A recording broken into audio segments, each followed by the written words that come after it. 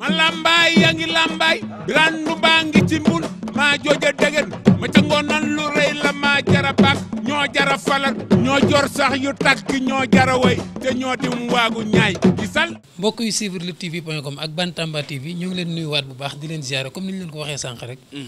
Matar Mbaye ñëw nga li la fi andi nag yaakaar naa ne ñëpp xam nañ ko muy Balla Gaye numéro 2 ak Boy Niang duggati na géej waaye comme ni mu ko doon defee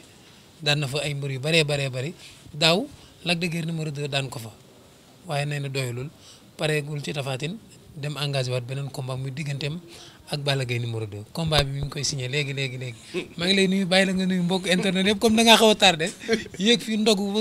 waaw affaire yi jàpp la moo tax exemple mënoo du bëri bëgg naa la nga wax sa xalaat ci combat mais maa ngi lay nuyu bu baax Lamine di kontaan ci internetu Lutte TV ak Bantamba TV yëpp téléspectateur u Bantamba TV yëpp ñu ngi leen di kontaanee di leen bëggee bu baax di leen wax déwénatil ngeen baal ñu àq baal nañ leen àq ñu ñaan suñu borom boole ñu jéggal ñu fekk ko ay déwén yu bare waaye Lamine ni ñu duggee ci koor gi neex na lool. waaw bii xëdd la xëdd. bii xëdd bu doy waar la Lamine Balla Gaye 2 Boy Niang bu arbitre bi sifflé di nga gis ni ñu daw de. ñu daw génn stade bi Lamine loolu dafa rëy Lamine làmb dafa dékki. Lamine làmb dafa dékki. Père Bécaye dañ ko dégg bërki démb mu naan nax mag ñi jël xale yi mu mel ni dañoo dégg wax boobu mu mel ni Gaston Production dafa dégg wax boobu Balla Gaye mi ngi ci contrat Boy Niang mi ngi ci contrat ñu war a bëree ñoom ñaar pour bëree ñoom ñaar pour bëree ñu war a bëree yeneen adversaire pour bëree ñoom ñaar loolu nekk lu rëy Lamine loolu du yomb de loolu du yomb Boy Niang am ñaari défi daa war a daan Tapha Tine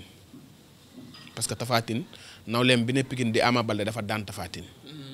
kon Boy Niang daan Tapha Tine par force la ci moom Boy Niang war a bëreeg Balla Gaye bu daanee Bombardier mook Boy Niang combat la bu daanul Bombardier mook Boy Niang combat la mais défi bi Boy Niang war a relever moo gën a diis waaw ñu ngi leen di ñaanal ñoom ñaar nga wax yokku naa ci benn muy ñett ban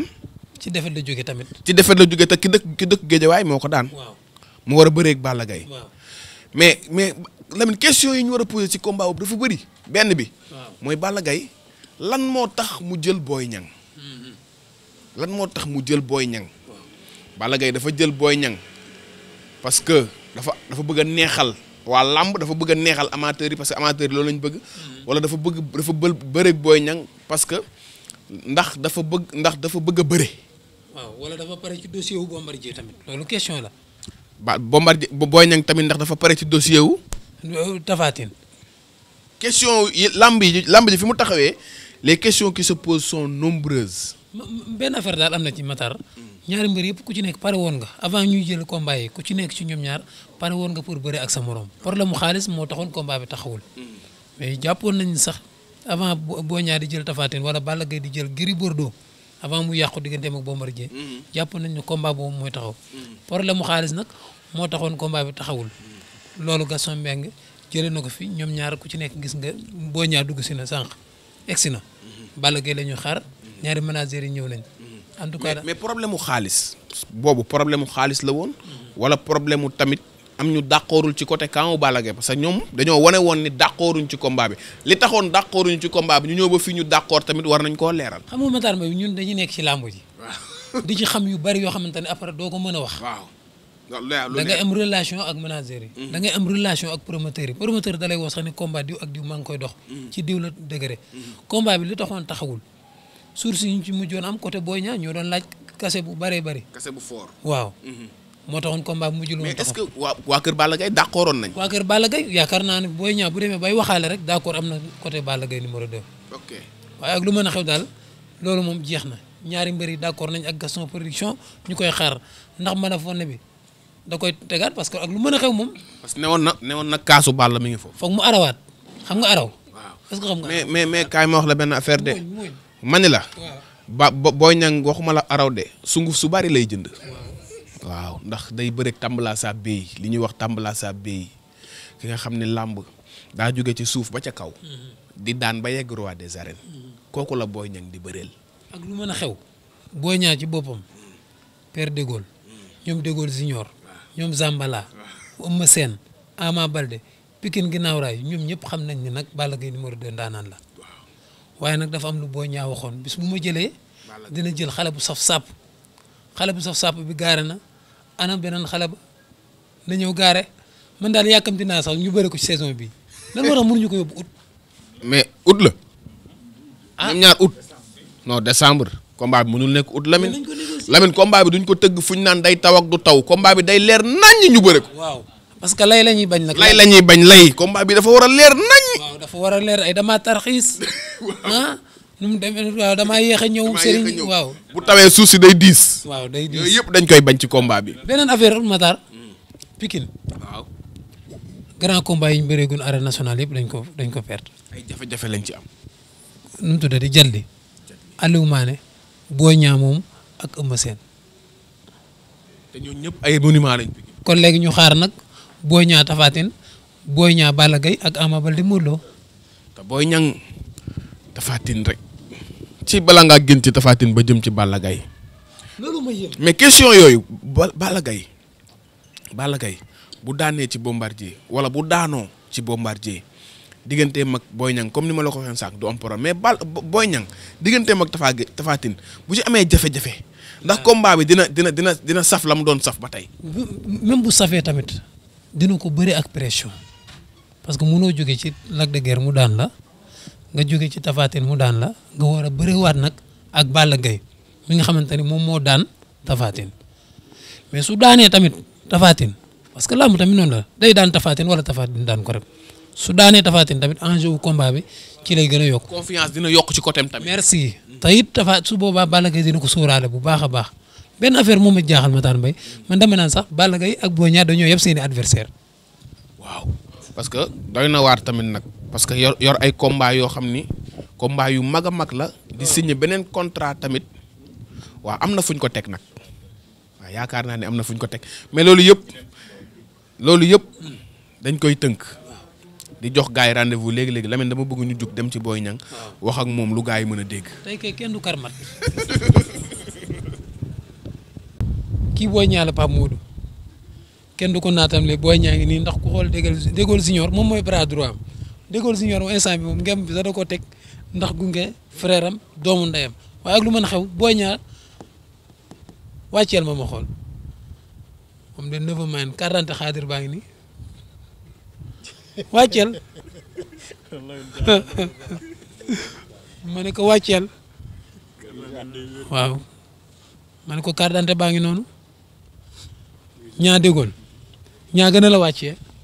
xanaa kuy nëbbatu ba jël ñaari combat kay war a mën ni fang ni maa ngi nii ziar naa la naka koor gi. ñu ngi ziar bu baax luy carte d'identité bi nga ni. carte d'identité xaadir. waaw noonu la de waa kër Cheikh na Cheikh Saad bu baax foofu laa bokk de loolu yàlla def na ko maa ngi ziar bu baax. yaa ngi ci jàmm. waaw ñu ngi sant yàlla bu wér. koor gi. waaw ñu ngi nii déwénit baal ñu ak. baal nañ la baal ñu. bu dee jégal ñu fekk ay déwén yu bari. incha allah. nuyu Sénégal nuyu kilifa diine kilifa aada yi di ndokkal ñëpp ci koor gi. ñaan suñu borom dugg ko ci bismillah rahmaani rahim génn ci alhamdulilah rabbil alamin. waaw di ñaanal ñëpp jàmm. noo koy dundee koor gi instant bi. waaw comme dab rek. waaw ñun moom xam nga. à part lépp ay jullit lañ te ay pratiquant lañ. waaw suñu borom moo ñu def ñuy mbër donc li mu soxla ci ñun am ko ci ñun dañ ko koy jox. waaw di julli juróom yi di weeru koor di ko teg ci yoon di sellal te loolu mooy yoon. mais am combat ba pare di wor dina yéeme de entraînement yi nu muy demee. waaw loolu nekkul lu bees si ñun parce que gars yi yàgg nañ di am combat di entraîner ba pare di wor sama combat bi passé sax ci koor la loolu mu am nañ habitude bi quoi. waaw da ngay def planning d'entraînement rek ànd ci ak say coach waaw liggéey professionnellement rek bu ko defee da ngay am réussite quoi incha allah. waaw mais boo amee ay coach yu professionnel ñoom dañ xam nu ñu entraîner parce que yàgg nañ ko def. yàgg ngeen ko def. wala ay xale lañ mën nañ sëfu quoi. ok suñu yaram nangu rek suñu xel mën na ko quoi. ay xale ngeen loolu moo la poussé kon nga dem ba jël Tapha Tine ñu ni déet waaye ngay waaj a signé beneen contrat sa diggante ak Balla Gaye numéro 2 ñaan gu nangu la wala nu mu demee noonu. waaw fii moom ñaan gu nangu am na solo mais fii lépp rek suñu borom la suñu borom moom lu mu bëgg ci doomu aadama bi rek doomu aadama bi foofu mu jaar ci loolu kenn mënu ci dara donc comme ni nga waxee yàlla dogal na ni maa ngi suma combat ak Tapha Tine di ko waajal et puis di ko nuyu de passage suma promoteur bi nga xam moo tëgg suma combat muy Pape Thialis woo naa ko ñu waxtaan ci maam moom ma am ci accord am te xam nga ni fi mu toll nii maa ngi ci contrat donc su ma demee pour génn wax ci presse bi war a may signé beneen contrat dama ci am accord am quoi parce que ñu ñëpp ay frères la ñu ñoo bokk métier bi dañuy jàppalante ku ne am compréhension sa morom et puis vraiment maa ngi saluer le fait que nu mu accepté loolu xam nga di ko ci remercier bu baax a baax.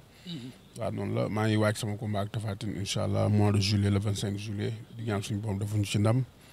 waaw beneen bi comme ni mu waxee ñu ngi ñëw fii pour signer suñu contrat suñu combat ak Balla pour saison prochaine incha allah. waaw sant yàlla nag ci loolu yëpp waaw suñu borom moom moo yor rek lu mu jox doomu aadama bi rek doomu aadama bi du koy jël parce que ay xare lañu ñu ngi ci métier bi yàgg nañ ci yàgguñu ci mais ñu ngi ñafe toog suñu ruq lu ñu yàlla may rek dañ koy jël quoi sant yàlla bu wér waaw. man ko da ngaa lanc nag ñëpp nuy tàngi ngay dee nga dem lanc bu gën a tàng Boy Niang lan moo xew Boy Niang lan moo nekk ci ginnaawam. Boy Niang dafa am bëre bu nekk ci moom boo xamante ni yaakaar nañ daf ko war a mën a génne ren ba tax mu jëlandoo ñaari combat wala lan la. non man xale laa mata lii suma métier la comprendre nga amul kenn koo xam ne ci ñoom waru ma mën a bëre yow parce que bëre naa ak seeni adversaire waaw donc làmb la rek xam nga bu ñu nekk ay xare dañuy dem ba foo xamante ni il faut ñu bëre parce que làmb moo ñuy boole ba pare dañuy bokk ay adversaire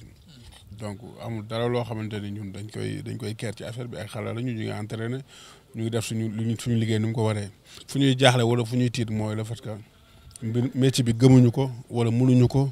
wala li ci àq bi ñu ci war a jox joxuñu ko su boobaa dañuy tiit lañuy jaaxle mais sant yàlla mën nañ ko parce que jàng nañ ko bañ nekk ay xale dañuy def képp ku ñu xam war nga dëkk ak ñu war nga jege ñu xam nga ni lu mbër di dundee la ñuy dundee ñu ngi suñu kër ak suñu famille di entraîner gëm suñu bopp te suñu tànk gàddu suñu tànk donc loolu bu ñu ci nekkee rek jàpp nañ ñun amul kenn ku ne ci laam koo xam ne mënuñu la daan ci laam loolu amul. dayoo ñaari combat yi laay waxee mu am adversaire bu coriace bu toll ni Tapha Tine di jënteegoo problème am war a jëm ci Balla Gaye numéro 2 ñaari combat yooyu ñu ne ci benn at nga koy bëre préparation boobu li mu laaj est-ce que Boy Niang pare na pour dékku préparation yooyu. waaw loolu am benn problème parce que c'est pas la première fois le fait que mbër jël ñaari avance comprendre nga. wala waaw ci man. waaw parce que xale laa aussi lamb laa nekk damay màgg comprendre li may des as néew pour ndaw as néew mu tuuti moo tax au moins sax nit ñi am vision ci man wala considération ba mun ma jox benn avance dégg nga su fekkoon defuma dara ci lamb du ma def loolu comprendre ñi may bëree tamit su ma ay mag lañu ñoom bañ ci tollee dañoo def seen jamono bëre ñi ñu war a bëree nekk ay champion donc man su ma nekkee bëggal noonu quelqu'un il faut que ma bëreeg champion yi dëggal sama bopp prouver sama bopp pour mën a yegg ci lamb fenn. pour mën a yegg ci deuxième combat bi. xam nga lan lañ lay xaar ci premier combat bi. waaw parce que. sa digganteeg Tapha Tine parce que bu fekkee yàlla dafa dogal nga daan Tapha Tine sa combat ak Balla Gaye day gën a am enjeu mais bu fekkee da nga ci jëlee jafe-jafe est-ce que xalaat nga conséquences yi mu war a jur ci sa combat ak Balla Gaye. mais fu mu nekk nii man fu mu nekk nii sama préparation fu mu nekk mooy sama combat ak Tapha Tine. non boo déggee waxama dégg la laaj. fi mu toll nii sama préparation dëgg sama combat mi ngi sama combat ak Tapha Tine parce que moo nekk combat en vue mois de juillet soreetul yaa ngi dégg li ngeen di wax nii yëpp mu ngeen ma wax rek mais man mi nga xamante ni suma staff moo wax ak man suma staff wax ak promoteur bi man ma joxe sama kàddu ñu jël combat bi donc xam naa lu may def bu baax fu mu woy teg comprendre nga. sa combat ak Balla Gaye daa mel ni wokkatu bu daje gëstu la. parce que yàgg nga ko laaj bu ma jëlee dina am xale bu saf sàpp. waaw sama mbana fonde laa yor bu mu yàkkamte dana ñam kaasam ana kaas bi. waaw loolu ay waxu rek ay waxu làmb la parce que c'est normal yaa ngi dégg mooy comme li ma wax rek maag Balla leen yaakaar du mel teel na xam nga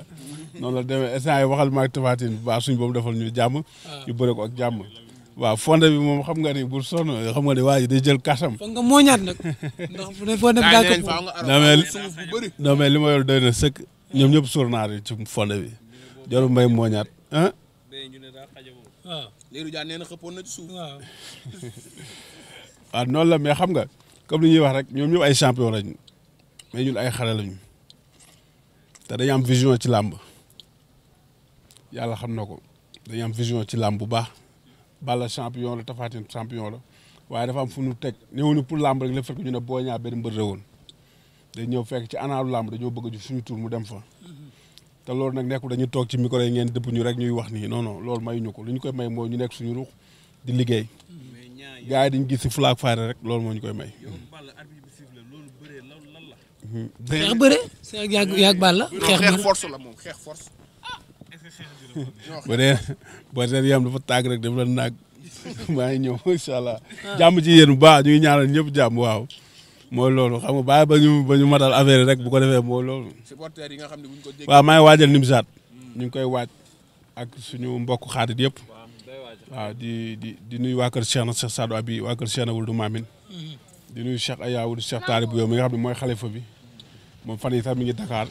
fan yi maa dem naa fa ziar ko ñu ngi waajal Nimzaat bi incha allah di wax yëpp ñu waaj Nimzaat bi incha allah waaw bu jeexee rek jeex na. non mais seen sortie yi ngeen doon def nag dafa mel ni jural nañ làmb njëriñ nag sortie yi ngeen doon def yéen mbëri dafa mel ni jural nañ làmb njëriñ. waaw noonu la demee parce que làmb moom dafa war a jëm ci kanam te boo xoolee nekkul dara sax mais làmb pour mu jëm ci kanam il faut grand ay bëre seen rakk yi làmb mën a jëm ci kanam parce que làmb benn instant bu ñu xoolee dafa xawoon tëju nag quoi waaw mooy loolu ñoom ñëpp ay champion lañ nag mais dafa am combat yoo xamante ni dafay baax ci làmb waaw noonu la Balla champion la boo xamante ni dañ ko koy nangul ñun ay champion yu ndaw lañ waaw noonu la dañ ñaan yàlla def jaam rek incha allah. dañoo gis tamit benn affaire bu ñaaw keroog arène nationale ay supporters yoo xamante ni dañ doon jël siège yi di ko damm ban gis-gis la ci Boy Niang. ñaawlu trop bilaay mu metti ma lool nag parce que ñun ñëpp xam nga bu ñu demee ba ñu defoon ñu bijou mel noonu ñu moom ko ñun làmb dafa am loo xam ne dañ ñu koy jiiñ am na loo xamante ne bu ñu la koy jiiñ doo nangu sa loxo di ci takk mu ko di wax suñu supporters ñu gën ñu jàppale rek parce que ñun làmb la ñu am waaw ñu jàppale ñu ci làmb parce que loolu rafetul sax ci image waaw muy sama supporter bu ko defoon wala beneen supporter lépp rafetul ci image ñu ñëpp ñoo bokk ndey bokk baay na gars yi xam ni làmb suñu métier la ñu rafetal aar bi ku ñu daan nga xam ne daan na ku daan nga xam ne daan na ñu bokk ndey ak baay maa ngi koy wax en tant que mbër aussi mais maa ngi koy wax en tant que ambassadeur pour la non violence te xam ne loolu naayisul waaw ñoom suñu supporter la ñu boo ànd ak sa mbër da nga koy jàppale ci lu mu nekk ñu rafetal yëpp incha allah ñoo bokk ndey bokk baay incha allah jaajëf jaajëf. Tambala Sabé nuyu naa la de Tambala Sabé mbaa yaa ngi ci jàmm Ziz maa ngi lay ziar. maa ngi leen di nuyu bu baax jàmbaar na ngeen def alhamdulilah macha allah. contrat bi leen indi fii mu liyee seen combat bu dox ci diggante Boy Niang ak Balla Gaye numéro 2 ngeen am combat ci seen diggante ak Bombardier ne ko fu ñuq ñëw di signé beneen contrat da ngeen pare ci combat boobu wala lan la. waaw auzu billaahi mina sheytaani rajiim ñu sant yàlla bu baax di julli ci Yonent bi di baalu Sénégal yëpp ak ci weeru koor bi comme ni nga ko waxee rek bu xam naa ni mbër yi moom seen métier mooy bëre te Balla Gaye li mu war a def ci làmb lu ci ëpp def na ko ñu yaakaar ni comme loolu mooy liggéeyam rek te kuy wut contrat heure bu ñu la joxee contrat rek te muy contrat boo xam ni gëm nga ni amul danger te amul risque yaakaar naa ne di nga ko mën a signé loolu moo tax ñu d'accord bëre ak Boy Niang di combat boo xam ni Sénégal yëpp ñoo ko souhaité woon incha allah. mu nekk combat boo xam ni gëm nañ ni làmb fi mu ne nii mi ngi dox ndax mag ñi ñu ngi wëlbatiku di jël xale yi loolu naka nga ko gisee. bon làmb nag ngeen baal ma de xam nga comme ni nga ko xamee rek ñun ay acteurs de la lutte lañu woon nekkoon nañ ci làmb xamoon nañ li ci dox mais lii doxal làmb te di ko doxal dëgg mooy comme ni ko gaa yi bëggee du question que grand contre petit parce que ñoom ñëpp magante wuñu ay tofal lañ rek mais lii waaw combat jànq gaa yi ñoo bëgg gis combat jànq bëggoon a gis combat Balla Gaye Boy Niang ñun pare nañ Balla Gaye peut-être que sax 2 combats la ñu wax mais ñun 3 combats la ñu am ñun année bi gëm naa ni yàlla mën a def. ñu bëri 3 combats yu dox seen diggante ak ñan parce que ñaar yi taxaw nañ beneen bi kan la. mbër yëpp ñun mbër yëpp. Balla Gaye est prêt pour tous les lutteurs. parce que dañoo seetlu ni bu ñu gisee ni ngeen di doxalee seen carrière nekkatoo leen ci kettu roi des arènes dafa mel ni da ngeen di bëree pour faire plaisir aux amateurs. waaw bon xam nga tey ñi ngi ñaanal sax le roi des arènes Modou Lo yàlla na ko yàlla sàmm ci li ko yàlla dénk mais Balla Gaye bon je pense que nekkatul derrière benn titre bon nekk na roi des arènes le plus jeune roi des arènes mën naa ni ci morom moom yàlla defaloon na kon yaakaar naa ni tey fii ñu toll tey làmb fi mu toll genre coaching gagnant la bon ki la gën a baax manager wala ki la gën a baax coach wala ki la gën a baax encadrement déggoog promoteurs yi méngoog ñoom yàlla mën na la suturaal nga am ay combat yu baax te ñun nag nekkatuñu fi vraiment di taamu benn mbër Sa Thiès mi mbokkal ndey ak baay sax su cachet bi baaxee bu ñu ko Gaston joxe ñun amuñu problème waaw sans problème. ngeen am benn combat mu leen di xaar le 26 juin. seen diggante ak Bombardier. sama copain ah. waaw sa copain. ñu gis seen combat ak Modou Lo 5 mois avant combat bi. mu nekk lan moo tax boobaa léegi ñu toog Sénégal rek wala fii la nar a waajal combat. bon li ñu gënaloon mooy ñu dem UNSEPS mais ku ci ne xam na contrainte ñu am fermeture ambassade yi bon depuis boobu léegi bon ñu ngi am yaakaar mais xëy na su dul combat bi di combat bi ci des mais à chaque fois y a de l'espoir en tout cas daal bon boo ko xoolee xam ne mi ngi ci préparation yi mu war a nekk di xaar bisu combat bi rek yàlla suturaal ko defal ko ci ndam comme ni mu ko daan defalee incha allah sans problème incha allah. ñaari combat préparé ñaari combat mos ngeen ko def dafa mel ni mosu leen ko def de yéen tamit. yàlla baax na yàlla nañ ci yàlla ñun daal li gën a am solo. li gën a am solo te mun la ko wax mooy pare nañ foofu laa mun a yem pare nañ te man su ma la nee pare nañ mooy pare nañ. ci pare yëpp ci combat yëpp. yàlla nañ ci yàlla yóbbu ak jàmm incha allah mel keroog gis nañ la ngay dem Guinée. mel ni pare nga ci Bombardier. non non c'est pas du Guinée sax wala Burkina ak Mali ci am pare nañ. te ñoom ñaar ñëpp xam pare nañ. am nga ci yàq comme d'habitude man du ma signé lu ma leerul ci kàttanu yàlla pare nañ pare nañ. may leen tàmbala sàbbe mu wàcc. Omar Ngok Omar. ci loo nekk. sant yàlla mu ngi moytu. yaa ngi ci jàmm naka koor gi. waaw alhamdulilah ñu ngi sant bu baax. noo koy dundee. waa di sant yàlla rek ba yàlla may ñu tal ak fekkee ñu fekkee ko ak mbokk jullit yi ak am di jàmm yi ñaan yàlla nañ ko yàgg fete di baalu ñëpp ak di wax ne yàlla nañ ci dugg bisimilah rahmaani rahim génn ci alhamdulilah rabbil alamin. nga war a bëri dans 3 mois wala matu ko sax nan ngay waajale ak koor gi. waaw kon d'habitude donc dañuy xëy di entraîner léeg-léeg ñu def 2 séances léeg-léeg ñu def benn séance waaw noonu lañ koy xëy di ko doxalee. loolu andi fii comme Gaston nee na xamagul lu xew. man mii sax xamagul lu xew parce que comme sama patron daf ma ne yéegal cooto bi ñu dem ànd doxantu kër Gaston. ne ma sol ba rafet daal di ñëw nii xamaguma laal la de. ay mbana fonde day nekk ci biir. mbana fonde de yaakaar naa ne est-ce que nekkul soose yi ñoo ko moom kuñ ci séddul doo ci am de yaakaar naa ma jiwul. am na ku fi nekk ci biir te nee na di nga ñam sa kaas ci fonde bi. waaw amul problème bu dee kaas la rek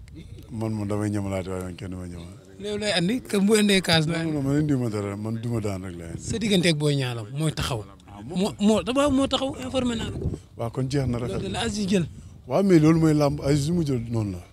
per lu mu tëgg noonu la lu amateur yi bëgg la lu askan bi bëgg la yàlla nañ ci yàlla yóbbu ak jàmm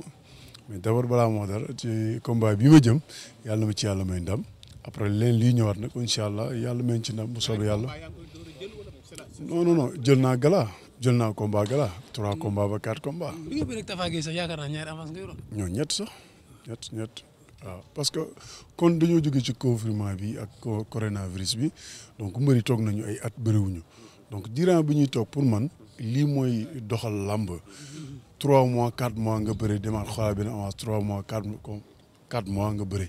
man de gas bu ma joxoon 10 avance tamit aussi ma lekk ko. ngay bëri koo xamante ne yàgg na laa laaj yàgg nga wax ne nag bis boo ko jëlee di nga jël xale bu saf saf. noo ko nar a waajal fii moom xale amu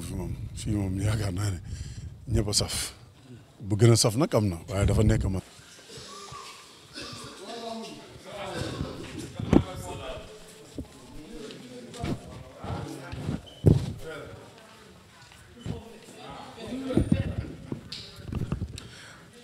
Pape lamb jaa ngi noonu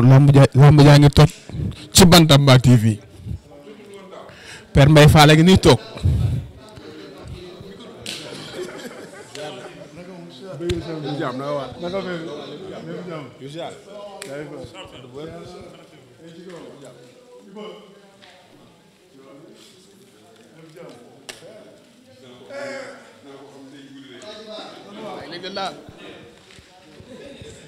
mais baara li nit ñi namoon nañ.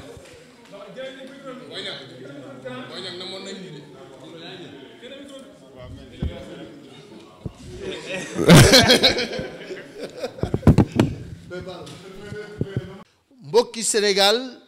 su ngeen gisee jotaay bi xam ni xew-xew amatina ci làmb ji yëngooti na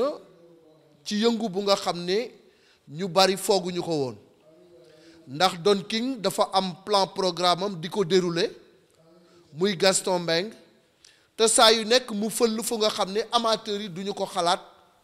wala bokkul woon ci combinaison yi nga xam ne xalaatoon nañ ni saison bi loolu dina am ndax ñaari jëmm yi teew rek dañu représenter làmb représenter lu rëy ci làmb nekk ñu nga xam ni kenn dootu leen présenté ndax bu ñu nee Balla Gaye 2 kenn dootu ko présenté ti xam ngeen ko xam ngeen li mu def ci làmb bu ñu nee Boy Niang numéro 2 kenn dootu ko présenté xam ngeen ko xam ngeen li mu def ci làmb combat boobu nag mu nekk un combat inédit moom la Gaston Mbengue décroché nan la def ba décroché ko combinaison bi kañ la jëm loolu yëpp dinañ ko xam parce que xam ngeen ni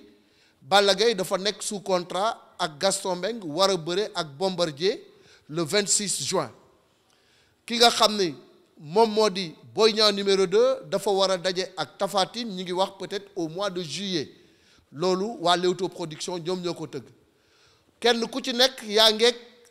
lu nga xam ne lañ ci nga ko te yàbbeegoo ko waaye Gaston fexe na ba kenn ku nekk ci ñoom mu jox leen combat loolu nag li koy dëggal ak li koy firndeel moo di nu président Bassirou Babou mi ngi nii toog ci wetu Balla Gaye ku nekk xam na ni suñu papa Double Less yàlla na yàlla wéral ay cëram moom moo ko délégué ni ko lépp lu ma daan def teg naa ko ci sa loxo nga koy doxal na ma ko daan doxale loo ci def doy na ma waaye tamit bu ngeen xoolee ci geneen wet gi yéen a ngi gis Kandji gis tamit Bourkhane un inconditionnel de Boy Niang numéro 2 seen ànd yàgg na te lu yàgg dëgg la moom tamit nekk ku nga xam ni saa yu Boy Niang numéro 2 waree signé moom mooy teew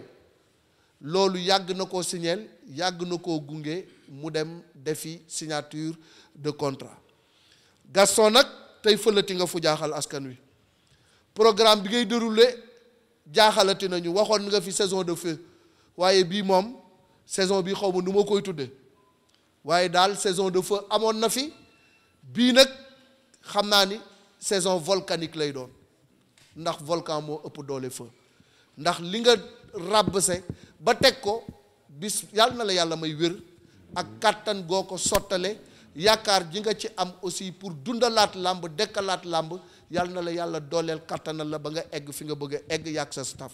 kon dañuy bàyyi rek Gaston tungu nu di teew ñuy nataal mu wax ñu fu mu fël parce que bi mu ñu wooyee ñun ñëpp a jaaxle kon nag ñi ngi fii ci Almaris bàyyi père Gaston mu ñëw rek ci li nga xam ni moom moo ñu fi dajale tey. waaw jërëjëf Malick Thiandoum maa ngi lay gërëm maa ngi gërëm ñu fi teew ñëpp muy journaliste yi la presse la di gërëm aussi Kandji Aziz Ndiaye ñi nga xam ne ñooy parrain ñaari mbër yi ak Babou ak Bourkhane ñaari manager yi di gërëm Balla Gaye di gërëm Boy Niang sama ñaari doom lañu làmb ji forek la sport la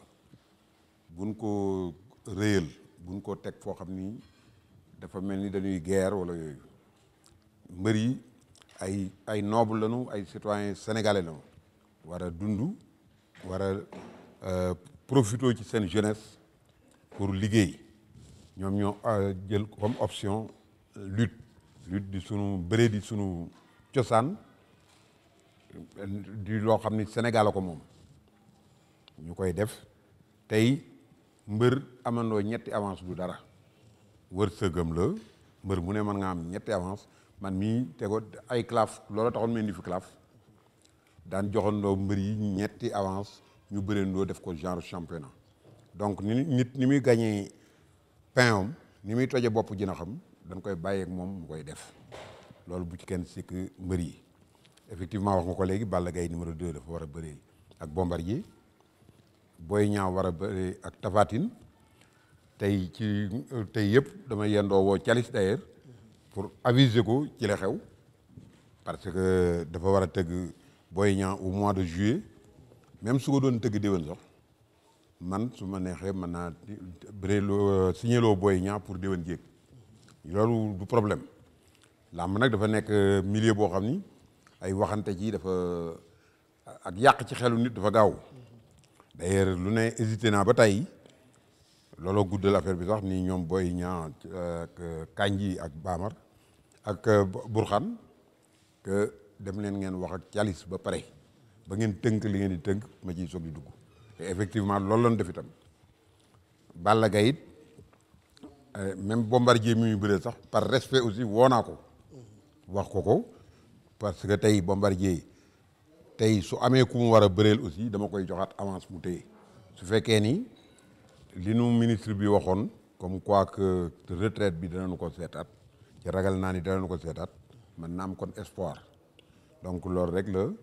tey ñaari xale yi ay champion lañu ay mbëru askan wi lañu mbëru Sénégal lañu ñëpp a leen bëgg yàlla dogal na ni danañu suñu bëree seen ñaari combat yi ñu am au mois de juillet début de saison l'année prochaine c'est-à-dire saison bi su ubbee rek ay mois de janvier février ba jamono yooyu danañu jàpp date bi avant boobu danañu jàpp date bi nga xam ne ci la ñuy bëri te fii ñu toll ba tey it bàyyiwudu sax joxaat leen avance pour ñetteelu combat pour fin de saison dama bëgg mu clair nëbbatuwuñu ci dara lu ñuy def ñu def dafa transparent keneen ku leen bëgg it na leen jël pour ñetteelu combat mais ñun bàyyiwuñu it xel loolu ndax dañu nekk rek ci milieu làmb am suñu programme di ko dérouler et yàlla nañu yàlla suturaal dimbali nu ñun ñëpp ñu am wér-gu-yaram fan wu gudd ba ñun ñëpp ñu mën a fekkee loolu lépp def ko nag ngir Sénégal aussi pour bégal waa Sénégal pour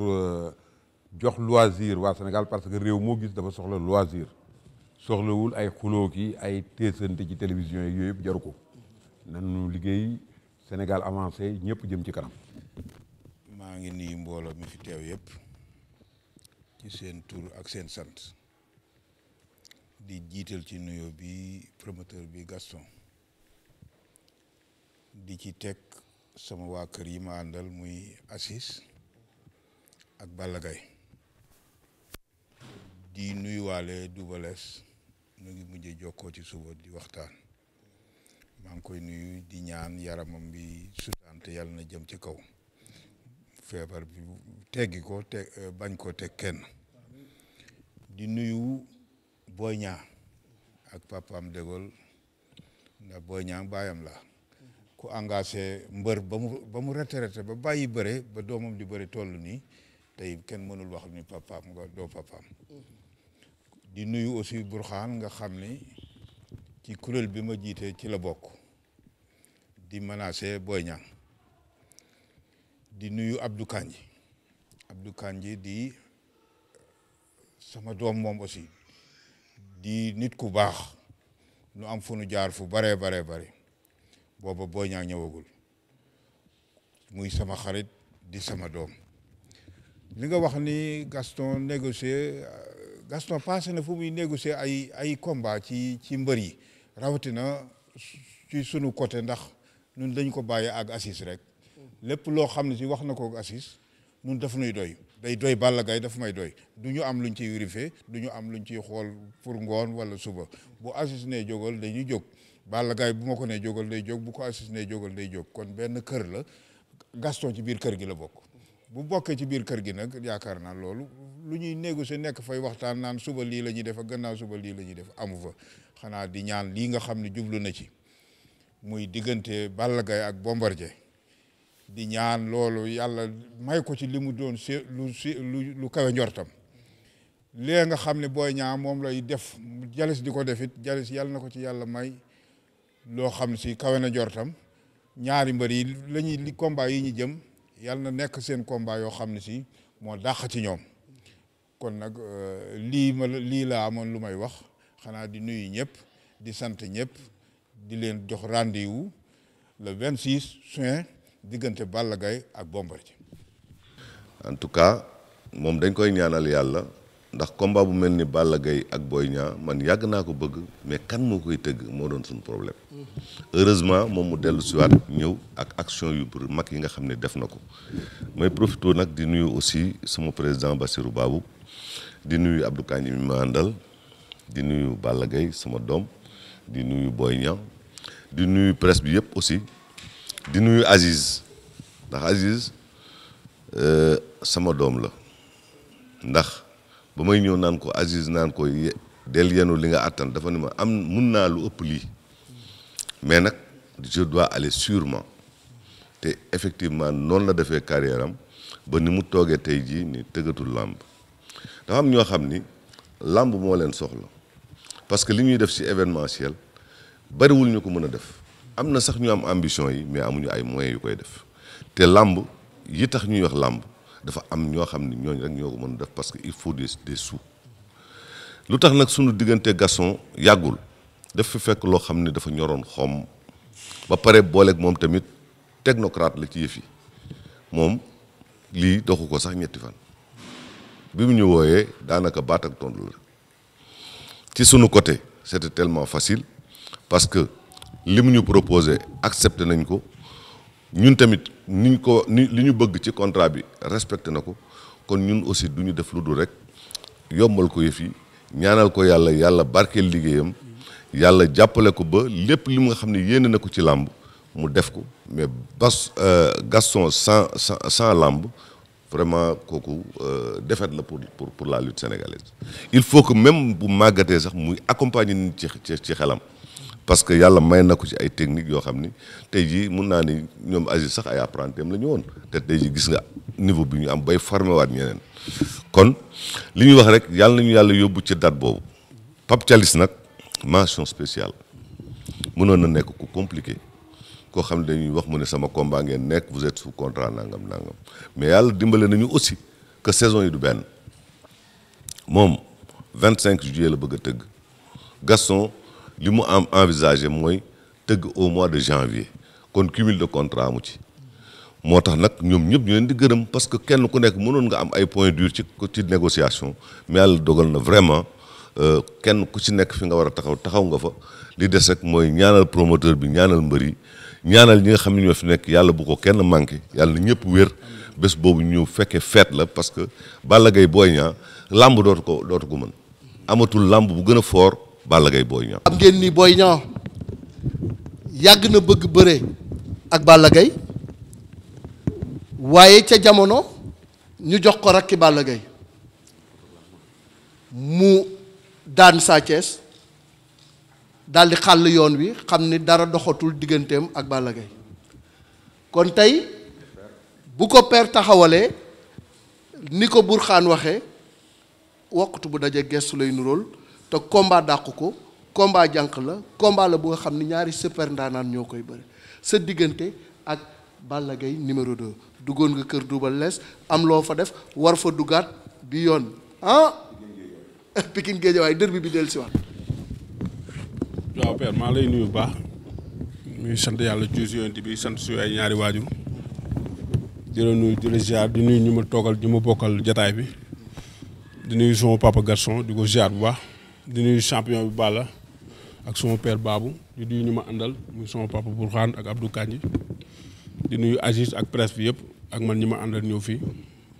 comme ni nga ko waxee rek ñu ngi sant yàlla bu baax nag di baalu ñëpp ci weeru koor gi di ñaan ñu dugg ci ak bismillah rahmaan rahim génn ci alhamdulilah bi alamin waaw sant yàlla suñu papa Gaston taxawal na suma combat ak Balla et puis comme ni ñu ko waxee léegi rek lépp dañ ciy sant Pape Thialis mi nga xam ne dama nekk sous contrat ak moom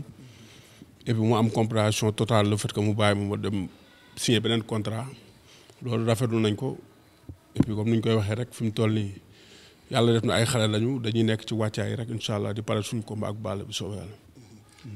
sa combat ak Balla wax naa ko léegi da nga dugg kër suñu père Double Less daan rakkam. mu ñëw furli ko. waaw parce que moom tam dafa dugg Pikine daan suma ay mag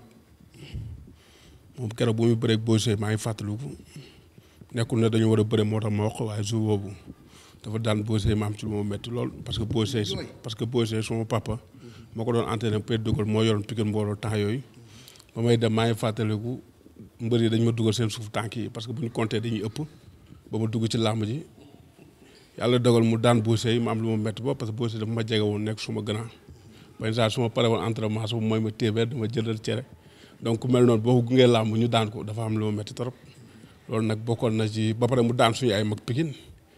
donc ci mel ni Bac Seras Kori Faye keneen ak keneen waaw Tyson suñu mag waaw noonu la donc nag bu ñu nekk ay xale loolu foofu mu nekk suñu deret foofu mu nekk suñu xol loolu moo taxoon waaye fi mu toll nii comme ni jëf ñëwee rek wax amul lu muy am foofu place moom champion la ñun ay champion yu ndaw lañu waaye am na lu nekk suñu xel nekk suñu xol te téye nañ ko te incha allah du nekk ay wax mais bu jour ba bu ñu yàlla defalee jàmm rek dinañ ko wane incha allah. waaw yenn Tapha Tine yéen ko goo ko daal di dugg ci ponkal mu toll ni Balla Gaye tamit booy ñeme nga de. waaw parce que xale laa rek waaw muy Tapha Tine muy Balla Tapha Tine bëri na ak Balla donc ñoo ñëpp benn génération lañu rek ñun ay xale lañu donc am na fu ñu teg suñu bët jàpp nañu war nañu bëreeg Balla bëreeg keneen ak keneen ku dul Balla parce que làmb la rek te ñu ñëpp ñoo ko bokk fi ñu toll nii donc sama combat ak Tapha Tine moo nekk en vue muy mois de juillet maa ngi koy waaj bu baax a baax ànd sa sumay mbokk ànd ak suma am di jàmm ànd seeg waa kër Cheikh na Cheikh Sadou Abi ak suma xarit suma am di jàmm yëpp di ko waaj di ñaan suñu moo defal ñu ci ndam bu ñu paree nag ñu soog a jublu ci sawaay waaw incha allah. sawaay jublu ci moom day mbër moo xam mbër moo yàgg a suivre. waaw sawaay xam naa ko nag. waaw xam naa ko nag dëgg-dëgg xam naa ko bu baax a baax waaw comme moom tamit xam na parce que ñoo bokk milieu bi lu may doon xale waaye xam naa ko saar naa ko mu bëre booy gën a nekk xale doon ñëw Pikine di ñu fa fekk di seet si Ablaye Diop président xam na ko di seet si yeneen gars ñëw waxi naan sama koñ di fa ñëw temps ay tout tànk lañ waaw am na lu bari lu ñu xam ci moom nag waaye loolu incha allah du ay wax nañ suñu moom defal tan ak fekk rek ma ñu tan ma ñu fekk ba ñu yegg ci incha allah champion la bu ñu nawloo nag di ko ñaanal jàmm di ko ñaanal suñu bopp waaye làmb la ñoo ko sekk te mi ngi ci kanam te des na incha allah. Père Bourkhane nee na combat mënu ko dàq ci làmb ji loolu ndax da nga koy dëggal. waaw parce que combat jànk la te tamit ku bëgg làmb rek xam làmb rek di nga xam ni combat bu neex la dëgg-dëgg waaw moom du ma may dara te man ñaanuma ko dara waaw te amul négociation suñu diggante waaw noonu la demee. bu jeexee rek. waaw jeex na loolu leer na incha allah. waaw acca Balla dégg nga léegi sa naataango li nga xam ni wax na ko bëre nga ak waa Pikine yu bari mu am ci lu ko naqari rawatina digganteem sa digganteeg Boy Sey waaye yow it normalement war ngaa am lu la naqari ndax keroog da ngaa lëng sa rakk yóbbu mu nekkoon bés bu nga xam ne amoon nga ci lu la metti trop tey yàlla dogal yéen ñaar ngeen war a daje Gaston concrétiser combat bi mu nekk combat jànq combat bu askan bi yëpp jàpp ni combat bu war a neex lay doon seen diggante yéen ñaar ndax qualité yi ngeen am lan ngay wax ci combat bi léegi. waaw auzu billahi mina seytaan rajim ginnaaw bu ma sant yàlla julli ci Yonent bi sallallahu alayhi wasallam sant suma ñaari waajur sant suma sëriñ Bassirou Bara yàlla yokki leeram te taaf ñu ci barkeem di sant njabootu maam Cheikh Fall di ñaanal sëñ Mountakha mu yàgg fi ak sëñ Alaaji Malick ak sëñ Babacar Sy bu Kunta Ndiassane bàyyiwuma kenn njabootu Cheikh na Cheikh Salim ñëpp di leen ñaanal jàmm ak salaam di ñaanal kilifa diine yëpp yàlla na fi jàmm yàgg yàlla na fi jàmm sax ci koor gi ñu jëm nag ñu ngi baalu ñëpp ak di baalu ñëpp ak di remercier aussi tamit suñu père Gaston bu baax a baax gis nañu vraiment mu ngi dox ay jéego yu rafet ci làmb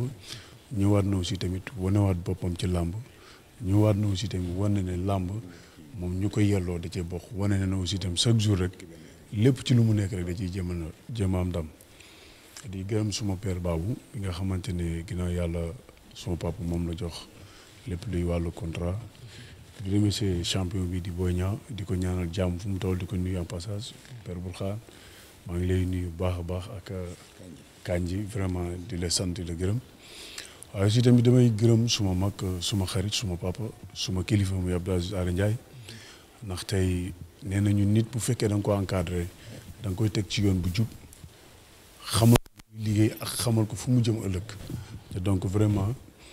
ginnaaw ba ma ko amee ba léegi amatuma benn njàkkare wala may benn tiit wala benn xalaat daf ma woo rek ne ma nañu ànd kër Gaston loolu laa ci am père woo ma ne ma yow xanaa bëggoo benn combat ma ne ko man làmb mooy suma métier donc ma ci lancé benn message rek làmb yàgg na yàggul bien vrai que ay xale lañ bañ ciy dugg à l'âge de 19 ans lañ ci dugg mais aussi tamit képp ku ci nekk war nga mën a am ñaari avance ba ñetti avance parce que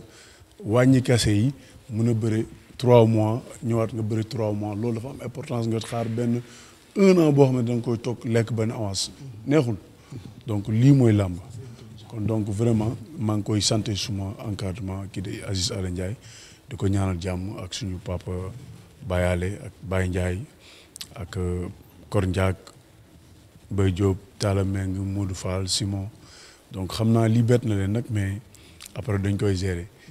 waaw. alors wax naa ko léegi Boy Niang soxla woon na la ci jamono nga bu max ko Sa Thiès mu jàllax ko mu daanu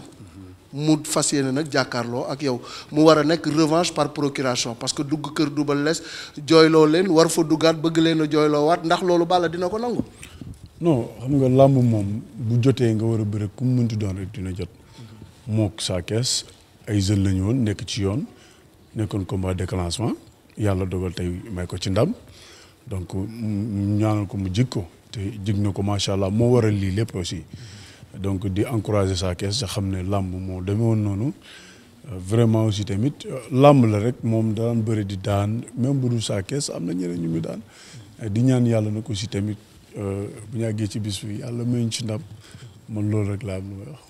muy mbër bu la xam lool comme ni mu ko waxee yow it ndax xam nga ko ni mu la xamee. non man sama lépp Pikine laa ko fréquenté man peut-être dire moom la man géej waaye sax daa ma fa toog lu bëri Père Bourkhane mi ba may nekk xale bu ndaw laa xam garage Nguuda garage ñoom suñu papa grand Zagou moom xam na ay grand Balla kon moom xam na fu ma yoroo donc xam na ma bu baax Boy Niang xam naa ko bu baax ndax yàgg naa seeti Zine Ndaw sama benn xarit bu nekk foofu boobu maa ngi doog a débuté 2006 2007 yor sama benn 405 bu ma leen rombee foofu léeg-léeg dañuy entraîné romb foofu ñu toog vraiment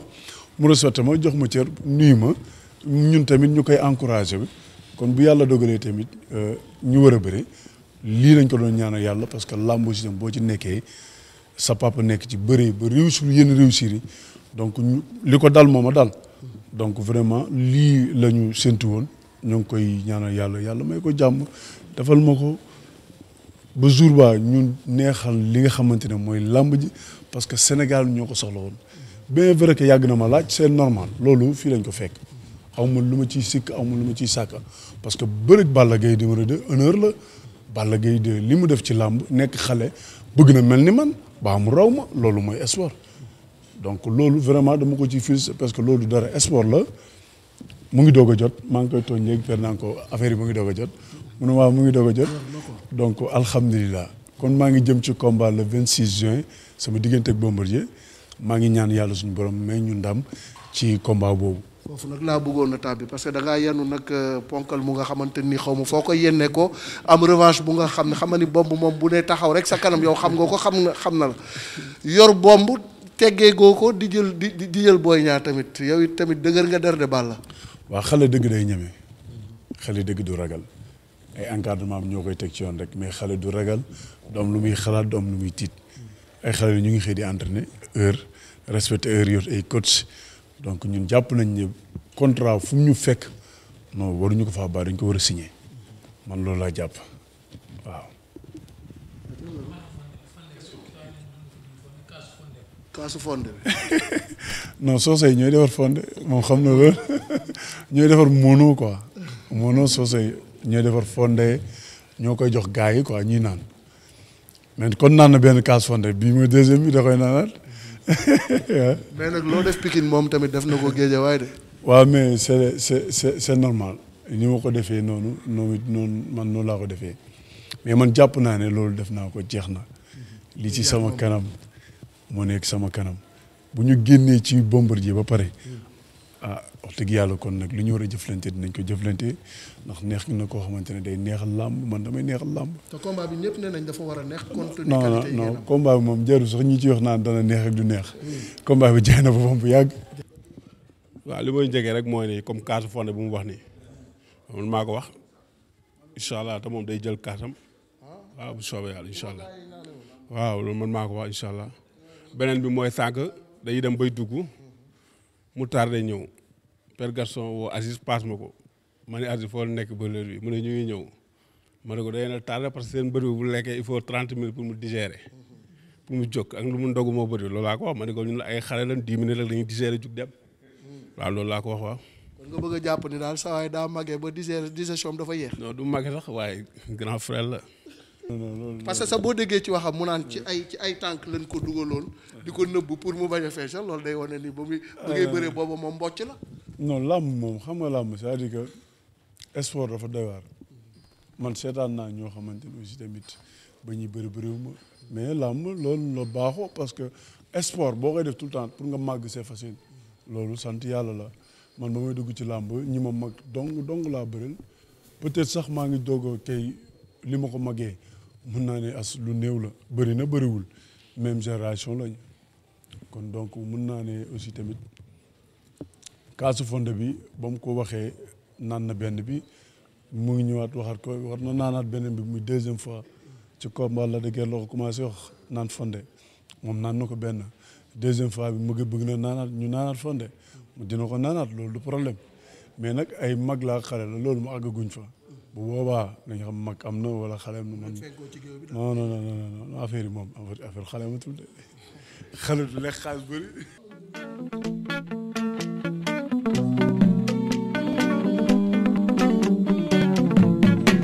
kullu kuy bare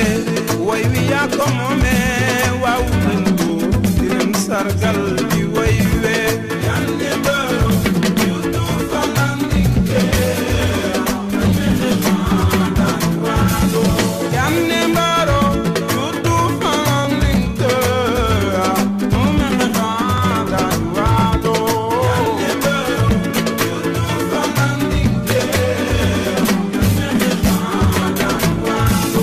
yanne mbaro yutu fanandinke umere fada wado yanne mbaro yutu fanandinke umere fada wado tarata sinangindo fan nyunga nan langu tosando yanne mbaro yutu fanandinke umere fada wado tarata sinangindo fan nyunga nan tosando ñaar xaalis bi bëri na. waaw non bu dul loolu kii laa sama jata gànnaar. kii da koo di këpp di jëm sama waay. mais dafa mel ni nag dafa mel ni ñoom say copain lañ. non kii moom sama gaañ la. yàlla xam na ni man combat bi neex mu ndax kii sama copain la quoi. jàmm laay nga jëm. am fay naa gaaf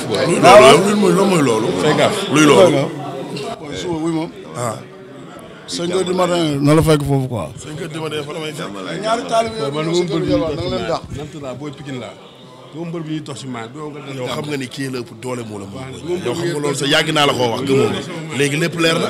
yow yàgg naa la wax loolu. man booy Pikine laa. Aziz nax na la rek. Aziz nax na la. Aziz nax na la. booy Pikine laa. nax na la. di ñaan yàlla la fi 6 sama diggante ak Bombardier yàlla may ma ci ndam sama combat ak Boy Niang dama ko signé pour saison prochaine mais li nga xamante ne war nañ ko def muy maa ngi ñaan yàlla may ma ndam sama kaw ci kaw Bombardier jël moom benn werante. mais combat bu doy nii bu ko sa supporter yi gisee jël nga ko